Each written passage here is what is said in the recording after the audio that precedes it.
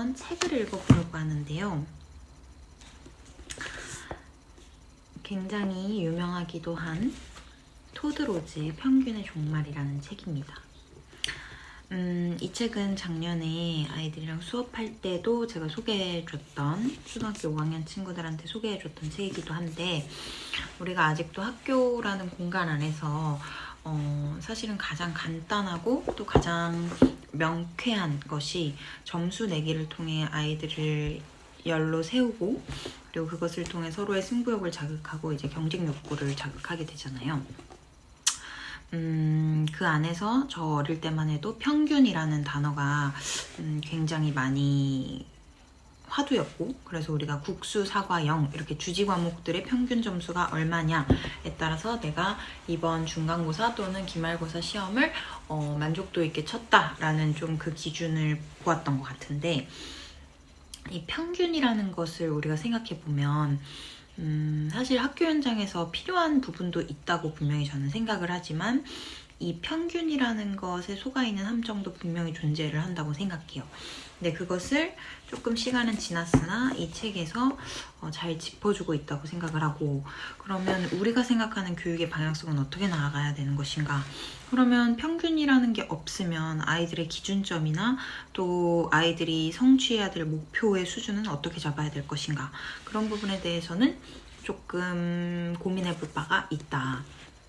사실 저는 초등 교직이 그렇게 잘 맞지는 않는다고 생각을 하거든요. 아이들과의 관계는 물론 좋았으나 그 안에서 여러 가지의 감정들이 복합적으로 드는 부분들이 있어요. 아이들을 사실 가장 쉽게 자극하고 가장 쉽게 잠재우는 방법은 성적으로 사실 협박하는 거라고 저는 생각을 하거든요. 왜냐면 좀 학군지가 좀 좋은 환경에 있으면 아이들이 그런 성적, 단원평가 이런 거에 굉장히 민감합니다. 근데 이제 학군이 조금 어떻게 보면 아이들이 공부에 좀 이렇게 몰입도가 조금 떨어지는 학교에 간다면 또 어떨지 모르겠지만, 저는 학군이 어쨌든 그래도 학군지가 좋은 학교에 계속 있었기 때문에 그런 곳에서 아이들은 굉장히 승부욕도 있고, 또 저도 그 승부욕을 자극하는 포인트를 아니까 그런 부분을 자꾸 자극을 시키는데, 이게 과연 이 아이들에게 좋은 교육일까라는 솔직히 의문은 계속해서 좀 들고 있었던 상황이었기 때문에, 지금은 조금 학교라는 현장에서 이제 벗어나서 좀 한 걸음 뒤에 이제 떨어져 있지만, 그런 부분에서 과연 좋은 교육이란 무엇일까, 우리가 나아가야 될 방향성은 무엇일까 라는 생각을 좀 토대로 한번 이 책을 다 읽을 수는 없고, 오늘은 좀 제가 보면서 조금 저에게 어느 정도의 포인트가 됐다는 부분과, 그리고 또 함께 좀 함께 생각하면 좋겠다 라고 판단되는 부분만 한번 읽어보도록 하겠습니다. 이 책 중간 부분에서 이제 천성이란 없다라는 부분이 나와요. 그 부분을 조금 한번 읽어보도록 할게요. 천성이란 없다. 성격에 관한 한 자신의 상황 맥락별 기질을 받아들이기는 어렵지 않다. 자신이 어떤 사람들에게는 공격적으로 굴면서 또 다른 사람들에게는 얌전하고 온순하게 굴기도 한다는 점이든, 자신의 내향성이나 외향성이 특정 상황에 따라 다르다는 점은 선뜻 받아들일만 하다. 하지만 성실성은 어떨까? 의리나 친절함은? 이런 것들은 우리의 타고난 성품일까? 아니면 맥락에 따라 변하는 성품일까? 오랜 세월에 걸쳐 인간의 성품은 뼛속 깊이 뿌리 박힌 천성이라는 것이 통설로 굳어져 왔다. 예를 들어 이웃집 아들이 동네 편의점에서 사탕을 몰래 훔치려다 들켰다는 얘기를 들으면 본능적으로 그 아이가 다른 물건을 또 훔칠 것이라고 남겨짚는다. 그 아이가 집에 놀러 오면 아이 혼자만 두고 자리를 뜨기가 꺼려지기 십상이다. 심지어 그 아이에게 도덕성에 결함이 있다고 여기면서 앞으로 또 도둑질을 할 것이 뻔할 뿐만 아니라 학교에서 부정행위를 하고 어른에게 거짓말을 하는 등 다른 비도덕적인 짓도 얼마든지 벌일 만한 아이라고 생각하기 쉽다. 밝혀진 바에 따르면 이는 잘못된 생각이다. 성품은 인간의 모든 행동과 다를 게 없다. 즉, 맥락과 분리시킨 채로 이러니 저러니 떠들어봐야 헛소리일 뿐이다. 우리 아이들에게 공감력, 존경심, 자제력 같은 도덕성을 어떻게 심어주느냐를 놓고 여전히 뜨거운 논쟁을 벌이고 있는 이 시대에, 또 전적으로 성실하거나 전적으로 불성실한 사람도 있다고 믿는 이 시대에 이런 중요한 도덕적 자질 모두가 아주 개별화된 상황, 맥락별 기질에 따라 특정 지어진다는 개념은 도발적으로 들릴지도 모르겠다. 하지만 성품이 맥락적이라는 이런 개념은 사실 새로운 것도 아니다. 1920년대의 심리학자이자 정식 사제였던 휴 하트쇼는 성품에 대해 대대적인 과학적 연구의 최초 사례로 꼽히는 연구에 착수했다. 당시는 미국 전역의 학교가 표준화되면서 학교가 성품을 가르쳐야 하느냐 마느냐의 문제로 어떤 식으로 성품을 가르쳐야 하느냐의 문제를 놓고 논쟁이 격화돼 있던 시기였다. 하트쇼는 종교교육협회 회장으로서 종교교육이 아이들에게 도덕적 가치를 심어주기에 가장 좋은 수단이라는 소신을 품고 있었다. 하지만 과학자로서 또 다른 생각도 가지고 있었는데, 특정 방식을 옹호할 수 있으려면 우선은 성품의 본질을 분명히 밝히기 위한 연구가 필요하다는 생각이었다. 따라서 연구팀은 8세에서 16세 연령대의 공립학교 학생 8,000명과 사립학교 2,700명을 대상으로 연구를 벌였다. 연구는 이들 학생들 모두가 4가지 다른 상황, 학교, 집, 파티, 운동 경기를 포함해 실험상으로 설정된 총 29가지 맥락 속에서 3가지의 기만행위, 거짓말, 속임수, 도둑질이 가능한 상황에 놓이게 하는 식으로 이루어져서 2가지 조건 하에 각 맥락을 설정했다. 그중 첫 번째 조건에서는 학생들이 불성실하게 행동할 방법이 전혀 없었다. 예를 들어 학교에서 시험을 치를 경우 교사들이 시험 중에 빈틈없이 지켜본 뒤에 직접 시험지를 채점했고, 두 번째 조건에서는 학생들이 어떤 부정행위를 저질러도 들키지 않을 것 같다고 여길 만한 여지가 주어졌다. 이때 하트쇼는 학생들이 점수를 더 잘 받으려고 답을 고치는지 확인하기 위해 학생들 모르게 시험지 밑에 먹지를 끼워 놓았다. 어떤 맥락에서든 학생들이 감독을 받는 조건에서의 행동과 감독을 받지 않는 조건에서의 행동 사이에 어떤 차이를 보이느냐는 곧 해당 맥락에서 그 학생의 성실성의 척도가 되는 것이었다. 하트쇼는 연구를 시작할 때만 해도 본질주의 사고의 프리즘을 통해 성실성을 바라보면서 각 학생 개개인이 도덕성이 있거나 없거나 둘 중 하나일 거라고 예상했다. 하지만 조사 결과 그 예상은 빗나갔다. 학생들은 도덕성에서 별 일관성을 나타내지 않았고, 가령 한 여학생이 자신의 시험지를 직접 채점할 때는 속임수를 썼으나 파티 게임에서 점수를 기록할 때는 정직했다. 또 어떤 남학생은 시험을 볼 때 다른 학생의 시험지를 컨닝했으나 자신의 시험지를 직접 채점할 때는 속임수를 쓰지 않았다. 집에서는 돈을 훔쳤으나 학교에서는 돈을 실적하지 않는 학생도 있었다. 이처럼 실제로 조사해보니 도덕성은 맥락적인 것으로 밝혀졌다. 하트쇼이 밝혀낸 결과를 이해하기 위해서 그의 연구에 참여했던 옆 8학년 학생 2명의 상황 맥락별 기질을 살펴보도록 하자. 두 학생은 성실성 점수에서는 평균이 비슷하게 나왔다. 오른쪽 학생은 속임수를 쓸 기회가 있든 없든 관계없이 한 경우만을 제외하고 비슷한 수준의 성실성을 일관되게 나타냈다. 하트쇼는 이런 학생은 정말로 드문 경우라고 강조했다. 자신이 조사한 1만 865명의 학생 가운데 이 여학생이 가장 일관성을 나타낸 경우로서 다른 학생들에 비해 도표상의 선이 크게 완만한 편이었다고 한다. 한편 왼쪽의 학생은 상황 맥락별 기질이 오른쪽 학생과는 확연히 다르다. 이 학생의 행동은 용이 주도할 정도의 성실함에서부터 뻔뻔할 정도의 속임수 사용에 이르기까지 여러 맥락에 걸쳐 큰 폭의 다양성을 보였다.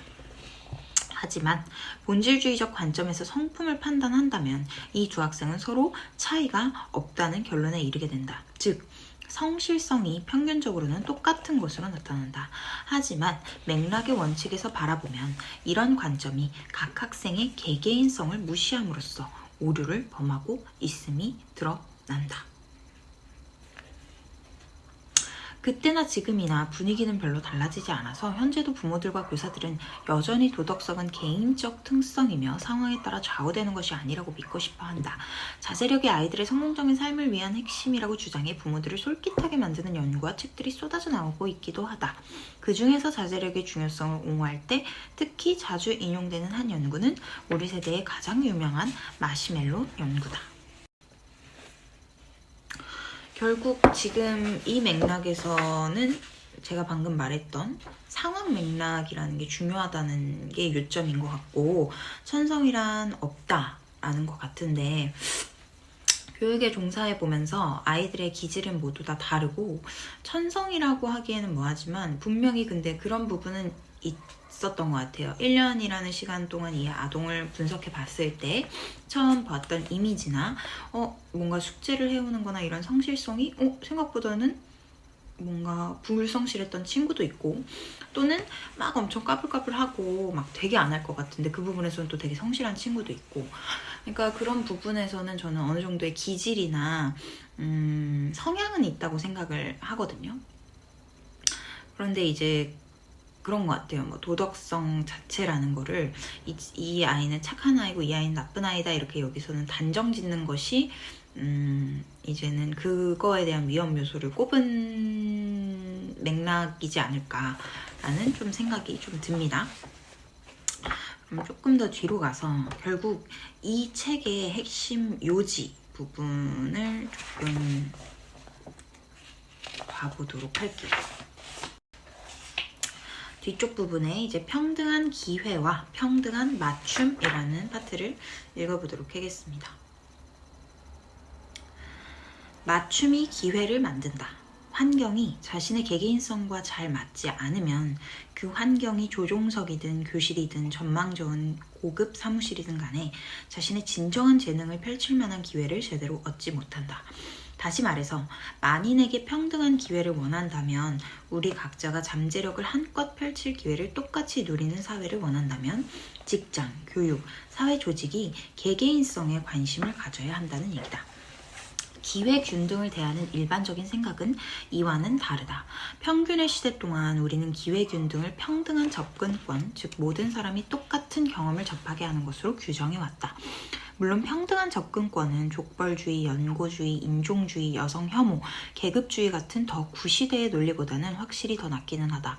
평등한 접근권이 사회를 크게 개선시켜 관대하고 정중하며 포용적인 사회를 이끌었다는 사실에는 반박의 여지는 없다. 하지만 평등한 접근권은 한 가지 결함을 가지고 있다. 그 시스템이 실제로 잘 맞든 아니든 상관없이 모든 사람이 똑같은 표준화된 시스템에 접하도록 함으로써 개개인의 기회를 평균적으로 최대화하는 것이 그 목적이라는 점이다. 공군이 필요한 자질만 갖추고 있다면 남녀를 가리지 않고 누구에게나 전투기 조종사가 될 기회를 허용하는 정책을 통과시키긴 했으나 여전히 평균적 조종사에 맞춰 조종석을 설계했다면 어땠을까?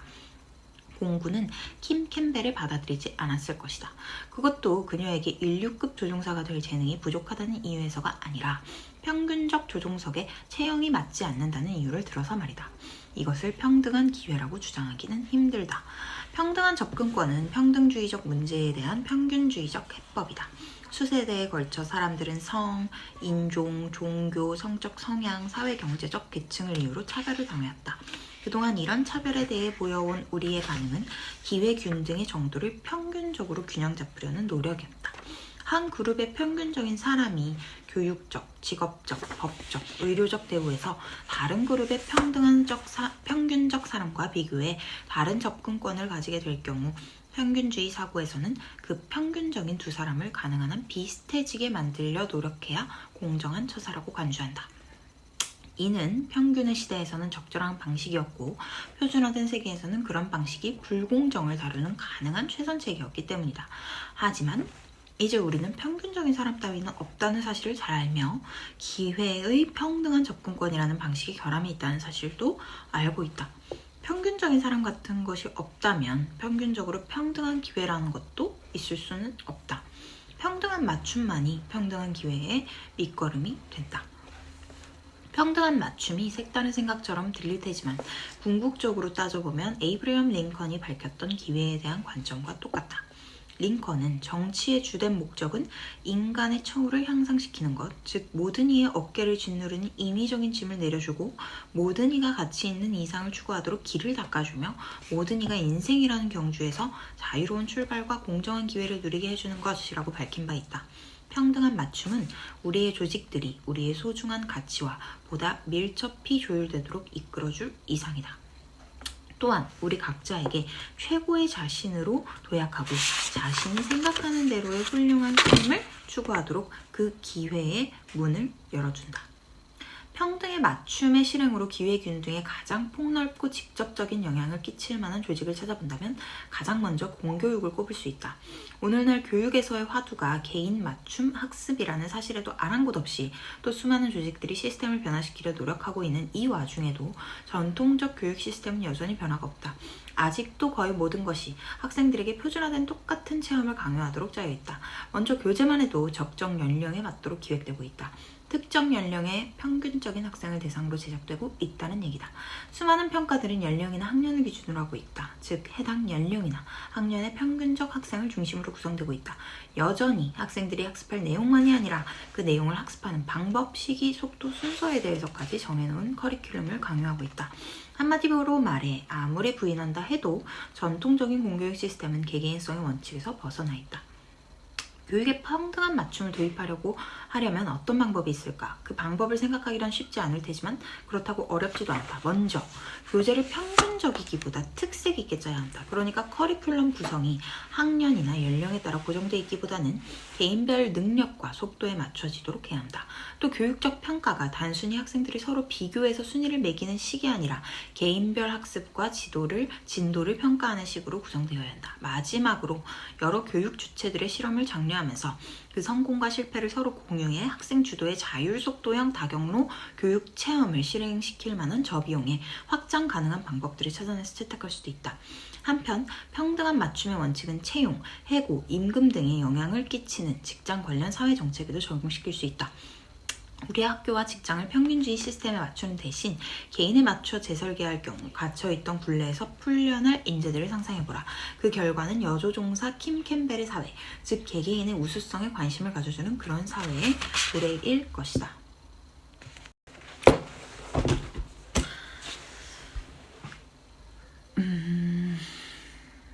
일단 이 책을 사실은 제가 뭔가 이렇게 완독을 제대로 하고 싶은데 늘 책이 손에 가다 말고 이랬었거든요. 그리고 이제 이 결말 부분을 이제 다시 한 번 더 소리내어 읽으면서 무슨 생각이 좀 드냐면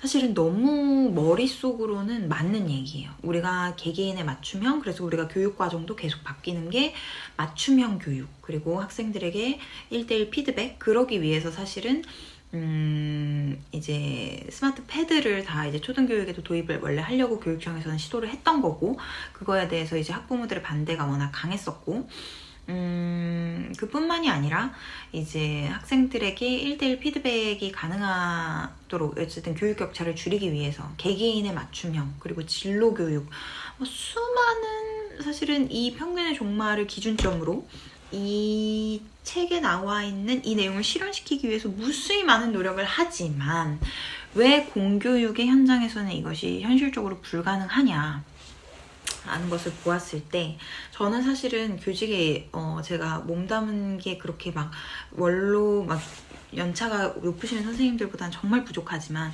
제가 이제 교육 현장에 있으면서 많이 느꼈던 점은 무엇이냐면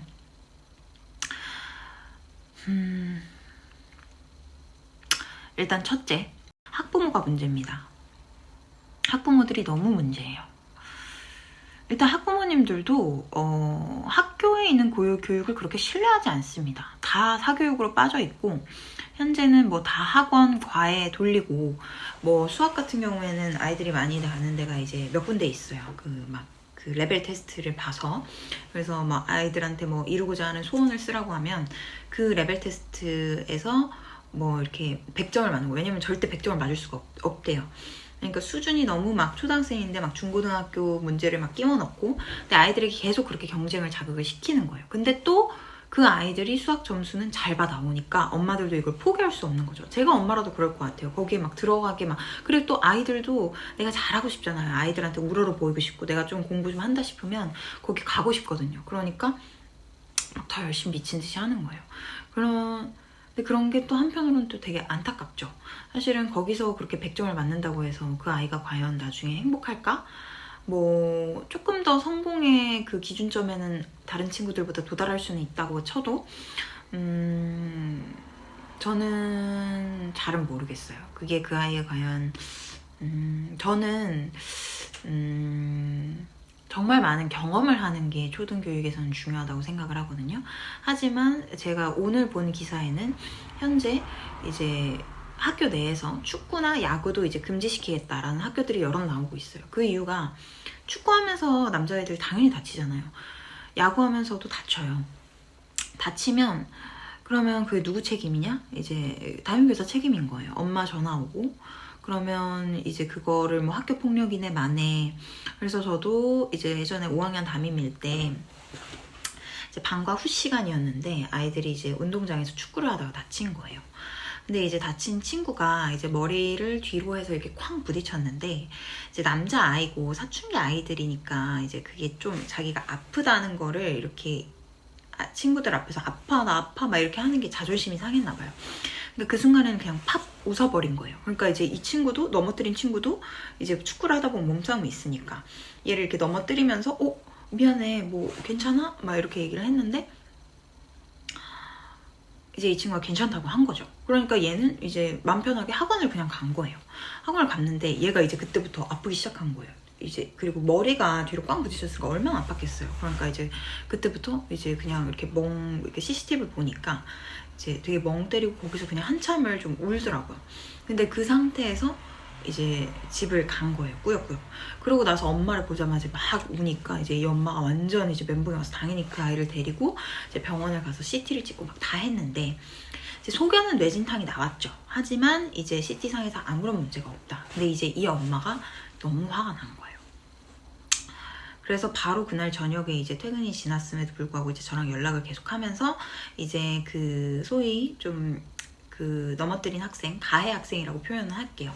그 학생의 엄마에게도 이제 제가 연가를 중간 다리를 막 드리면서 그러니까 이제 그 어머님도 깜짝 놀라서 너무 죄송하다. 제가 어머님의 번호를 알 수 있냐. 너무 사과드리고 싶고 막 피해 보상도 하고 싶다. 했는데 이제 이 엄마의 마음에는 이 아이가 너무 싫은 거예요. 우리 아이를 이렇게 만들었다는 게. 그리고 원래도 가끔 들여다보면 그 아이가 문제가 좀 많은 것 같고 그러니까 지금 생각하면 그 아이를 강제 전학을 보내고 싶어 하셨던 것 같아요. 그래서 이제 바로 교장실로 오셔서 다음날 이제 3자 대면을 하는데 이제 제가 젊고 여교사라는 이유로 대놓고 앞에서 무시를 하시더라고요. 근데 그때가 이제 서희초 사건이 터지기 전이었는데 되게 노골적으로 그렇게 표현을 하시더라고요. 그러면서 이게 뉴스에 떠도 괜찮으실 그러니까 교장 선생님한테 대놓고 이제 막 이런 거 뉴스 떠도 괜찮을까요? 뭐 안전하실 것 같나요? 막 이런 식으로 하면서 근데 더 화나는 거는 거기에 십자가 목걸이가 겁나 큰 게 그 금 박은 게 이렇게 딱 목에 걸려 있더라고요. 그러니까 이제 그 상황에서 근데 이제 교장 선생님도 제 편을 들어주지 않아요. 그냥 이제 학부모 편이 관리자들은 진짜 좋은 관리자를 만난다는 건 굉장한 행운입니다. 그래서 이제 막 그 앞에서 이제 또 교장 선생님은 이제 아양을 떠시고 이제 제 책임이 되는 거죠. 이제 학교에서 제대로 관리하지 못한 근데 사실 방과 후에 일어난 일이잖아요. 근데 이제 그 어머님의 말은 대놓고 그렇게도 표현을 하시더라고요. 그래서 뭐 어떤 학교에서는 저도 이 사건이 학교폭력이 될지 안 될지 저희 아빠의 지인이 경찰이어서 알아봤는데 우리 아빠도 경찰이거든요. 뭐 지들만 다 뭐 변호사고 뭐고 다 하죠 사실은. 여튼 그랬는데 알아보았는데 그걸 알아봤대요. 그래서 알아봤는데 어떤 초등학교에서는 이 아이의 잘못을 뉘우치게 하기 위해서 포인트는 그러니까 아이들이 남자 선생님을 더 무서워하니까 남자 나이 많은 선생님이 좀 중년의 남자 선생님이 좀 무섭게 이 아이를 더 훈육을 정확하게 시키기 위해서 이 가해 학생을 계속 남겨가지고 뭔가를 이 아이를 교육을 시켰더니 그 아이가 막 뭐 변했다는 거예요. 그러면 그 얘기를 하는 요지는 뭐죠? 저보고 그 애를 계속 남기라는 거잖아요. 근데 요즘에 이제 남기는 것도 함부로 남길 수 없어요. 아동학대예요. 그래서 그걸로 엄청 괴롭혔어요. 아무튼 막 계속 맨날 무슨 일 있으면은 오늘은 뭐 문자로 막 오늘은 이 아이가 이랬다는데요. 저 아이가 저랬다는데요. 근데 정작 그 가해랑 피해 학생들은 제 앞에서 교실에서 뛰어서 둘이 같이 헤헤 놀고 있어. 그러니까 막 속이 막 근데 더 웃긴 건 뭔 줄 알아요? 그 두 아이 다 너무 예쁘고 사랑스럽다는 거예요. 그게 더 미치는 거예요. 그러니까 차라리 그 애들을 막 내가 싫어하면 내가 막 욕이라도 하고 막 진짜 막 하는데 애들은 막 너무 예뻐. 막 애들은 막 근데 막 엄마가 그러니까 그냥 막 이게 근데 또 관리자는 내 편도 아니야. 관리자는 선생님이 평소에 뭐 이러고 저러고 저도 사람이니까 부족한 게 있겠죠. 저도 제 이제 그런 뭐랄까 이 교실의 환경을 제가 온전히 다 컨트롤하지 못하는 경우가 분명히 있고요. 저는 그게 정말 이 교육 현장에 많은 문제라고 생각을 하는데, 왜냐면 이게 선생님 한 명이 정말 컨트롤하기 너무 쉽지 않아요. 정말 우리가 학교 다닐 때를 생각하면 안 돼요. 그때는 체벌이 있었고 그때는 선생님들이 정말로 체벌을 하면서 아이들을 잡을 수 있었지만 지금은 체벌이 안 되기 때문에 사실은 그게 저는 교직에 있는 거를 저를 정말 괴롭게 했던 것 같아요. 난 아이들이 너무 좋은데 뭔가 내가 아이들을 온전히 사랑하기가 너무 어려운 그런 환경들이 너무 많아요. 근데 어떻게 보면 제가 연약해서 그럴 수도 있죠. 제가 더 부족하고 제가 더 그래서 저는 아침에 일어나는 것마다 사실은 좀 괴로운 거예요. 아침에 학교를 가려고 일어나야 되는데 진짜 몸이 안 움직이고 막 너무 힘들고 막 네, 진짜 그랬던 것 같아요. 그래서 정말 그 초등 교육에 계시는 분들이 저는 진짜로 너무 리스펙하는 부분이 정말 크고 사실 뭐 모르겠어요. 지금도 이제 어떤 선택을 할지에 따라서 이제 저의 방향성은 달라지겠지만 되지겠지만 정말 저는 사실은 문제점 여러 개 꼽으려고 했는데 이제 학부모 얘기가 길어진 이유는 어쩔 수 없이 이제 학부모가 이제 초등 교육에 지금 붙잡고 있는 요소가 굉장히 크다는 점. 근데 사실은 저도 아이를 안 낳아봤고 결혼도 안 했기 때문에 제가 모르는 부분도 분명히 있을 거라고 생각해요. 그리고 저도 제가 또 아이를 낳고 제가 학부모가 된다면 지금 제가 말씀드린 학부모보다 제가 더 할 수도 있는 거죠. 저는 그건 경험해보지 못해서 제가 안 그럴 거라고 단언하진 않아요. 하지만 그럼에도 불구하고 정말 25명이라고 치면 그 25명의 아이들을 다 너무 사랑해주고 싶은데 그 시간도 부족한데 정말 그 한 명의 단 한 명의 학부모 때문에 그 1년이 그냥 망가지는 거예요. 그 교사는. 그래서 더 당부를 드리고 싶고 교육에서 많이 바뀌어야 되는 건 물론 지금 이런 개개인의 맞춤형 너무 중요하죠. 아이들을 개개인을 맞춰주려면 교육 현장이 일단 담임 교사를 학부모님들이 신뢰하셔야 되고 뭐 우리 아이 요즘 같은 세상이 어떤 세상인데 차별을 합니까? 차별 못하고요.